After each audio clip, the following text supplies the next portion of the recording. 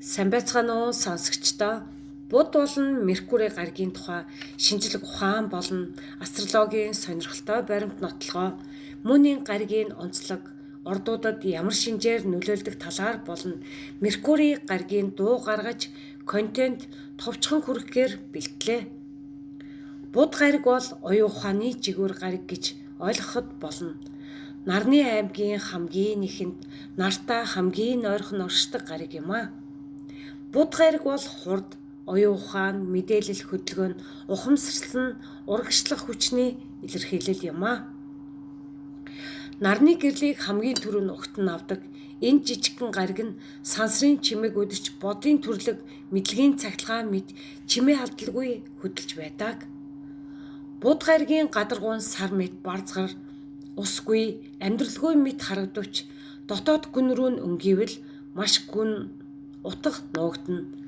Түүний өдрийн турш нэмэх 430 Цельс хүртэл халж, шөнийн хүйтэн хасах 180 Цельс болтлоо хүрдэг нь амьдралын туйлын эсрэг хоёр туйлын дунд сэтгэлийн тэнцвэрийг хайж буй хүний дотоод ертөнд шиг. Астрологт буд гариг бол оюун ухаан, логик сэтгэлгээ, харилцаа, бичих, суурах, ойлгох чадварыг илэрхийлдэг. Буд гаригийн сонирхолтой баримтууд өдрийн урт нь жилийнхээс урт. Буд дээр нэг бүтэн өдөр нь 176 дэлхийн хоног үргэлжилдэг бол нэг жилд 88 хоног л байдаг. Соронзон орн хэдий жижигч маш хүчтэй соронзон оронтой. Энэ нь түүний бүтэц, металл, гол цөм маш нэгт идэвхтэй байгааг илтгэж байна. Нарнаас ойр боловч агаар мандалгүй учраа хэд температурын хэлбэлцэлтэй.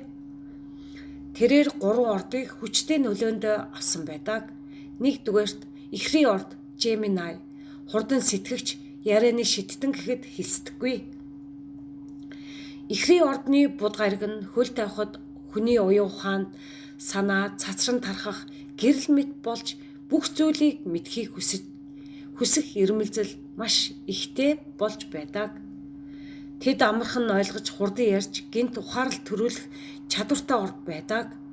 Буд гариг нь ихрийн ордны хүмүүст оюуны нислэг, хэл ярианы уран чадвар, олон зүйлийг зэрэг хүлээн авах чадварыг хайрласан. Тэд бол амьдралын хаанч оршсон мэдээллийг соронзон мэд татж авдаг. Танин мэдгүй нь анчид гэж хэлж болно. Хоёрдугаарт охины орд Virgo, нягт нямба оюун ухаан төгс ордоо. Буд гаригийн бас нэг гэр бүл бол охины орд. Энэ буд гариг өөрийн шинжлэх ухаанч, эмх цэгцтэй, задлан шинжлэгч чадвараа илүү гүнзгий илэрхийлдэг. Охины ордныхан бол аливаа мэдээллийг гүнзгий шүүж, үнэн ба худлыг ялгах, сайдар тооцоолох, амьдрал зохион байгуулалт нэвтрүүлэх чадвартай. Буд гариг тэдэнд дотоод дүн шинжилгээ, өөрийгөө дүн шинжилгээ хийх оюуны тогтвортой нэвтрэл өгсөн. 3 дугаарт загсны орд. Буд гариг бол загсны ордонд байрлахдаа хамгийн сул байрлалд ордог гэж үздэг. Учир нь загсны орд нь зүүн бэлэг, төсөөлөл, мэдрэмж, мөрөөдлөөр удирддаг бол буд бол логик, бодит баримтанд суурилдаг. Энэ нь буд гаригт будлааны үсгэж бодит ба хийсвэрийн зааг бүдгрүүлэх нөхцөл бүрдүүлдэг. Гисэн хэдий ч энэ байралтай хүмүүс уран сэтгэмж өндөртэй, уран зохиол, дуу хөгжим, яруу найрагт туйлын мэдрэмжтэй байдаг.